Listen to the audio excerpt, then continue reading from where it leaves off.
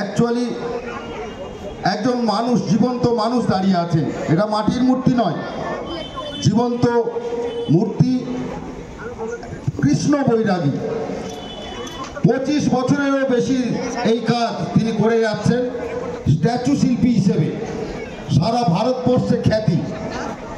উত্তর 24 পরগনায় তার বাড়ি, অর্থাৎ আমাদের জেলায় বাড়ি। আমাদের পৌরসভা, বিধাননগর মিউনিসিপ্যাল কর্পোরেশন, আমাদের কর্পোরেশনে বাড়ি।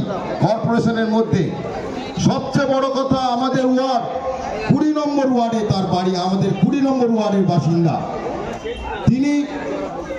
এই 25 বছর ধরে শুধু স্ট্যাচু শিল্পী হিসেবে খ্যাতি লাভ করেননি, সেই সঙ্গে তিনি রামকৃষ্ণ, নেতাজি সুভাষচন্দ্র বসু থেকে শুরু করে সমস্ত ধরনের মনীষী, ক্ষুদিরাম থেকে শুরু করে সমস্ত মনীষী, এবং সেই সঙ্গে কখনো কৃষক, কখনো শ্রমিক, বিভিন্ন দেবদেবী সেজে ঘন্টার পর ঘন্টা একই জীবনের উপরে সেই ডকুমেন্টারি ফিল্ম আমরা অনেকেই দেখেছি।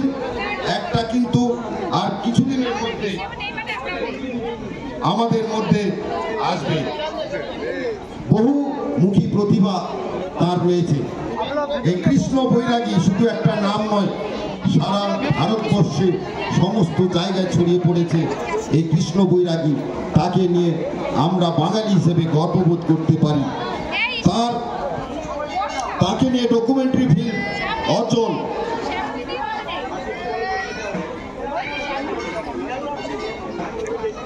লিভিং স্টোন, এবং আপনারা অনেকেই দেখেছেন, শুনেছেন সোশ্যাল মিডিয়ায় বিনোদ রাঠোরকে নিয়ে তিনি সঙ্গীত পরিচালনা করছেন।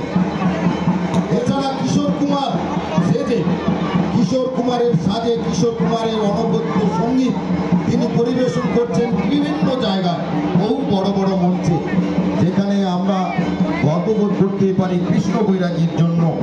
তিনি নিজেই মেকআপ করেন, এই যে দাঁড়িয়ে আছেন, এই মেকআপ কিন্তু তার নিজের তৈরি। তিনি নিজেই মেকআপ করেন, নিজেই তার পরিচালনা করেন, পরিবেশনা করেন। তাকে আমরা স্যালুট জানাই, তাকে আমরা স্যালুট জানাই। ঘন্টার পর ঘন্টা, প্রায় 12 ঘন্টা স্টিল একসঙ্গে দেবশ্রী এসে উপস্থিত হয়েছেন। দেবশ্রীদিকে অনেক অনেক ধন্যবাদ জানাচ্ছি।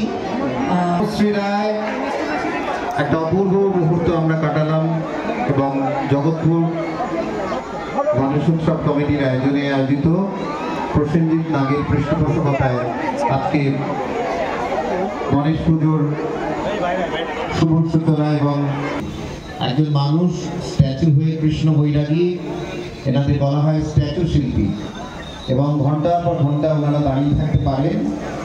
ওনাকে সকলের পক্ষ থেকে আমরা আন্তরিক অভিনন্দন জানাচ্ছি। অনেকে ভাবছিলেন, এতক্ষণ ভাবছিলেন মাটির মূর্তি, উনি কিন্তু একজন মানুষ, কৃষ্ণ বৈরাগী স্ট্যাচু শিল্পী বলা হয় ওনাদের।